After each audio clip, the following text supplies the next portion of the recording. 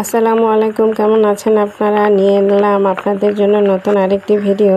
বৃষ্টি থামার পরে বের হয়েছিলাম বাহিরের পরিবেশ এবং পুকুর দেখার জন্য। দেখুন আকাশটা কী অবস্থা, মনে হচ্ছে এখনই আবার বৃষ্টি নামবে। পুকুর ভরে গেছে, চারিদিকে পানি উঠে গেছে। গতকাল রাতে অনেক মাছ বের হয়ে গেছে। বাহিরের অনেক মানুষ গতকাল রাতে এসে মাছ ধরে নিয়ে গেছে পুকুর থেকে। তাই আজ সারাদিন ধরে সবাই মিলে এই নেট দিয়ে দেওয়া হয়েছে যাতে আর মাছ বের হতে না পারে, পানি যাতে খুব সহজেই নেমে যেতে পারে, তাই আইল কেটে দেওয়া হয়েছে। এই পানির ভিতরে কিন্তু ছোট ছোট অনেক মাছ আছে।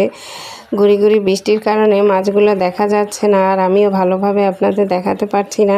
আসলে একাধারে 5 দিন বৃষ্টি হওয়ার কারণে আমাদের বাড়ির পুকুর তো অনেক বেশি, 7টা পুকুর, তাই খুব সহজেই অল্প বৃষ্টিতেই পানি ভরে যায়, পুকুর ভরে যায়, মাছ বের হয়ে চলে আসে।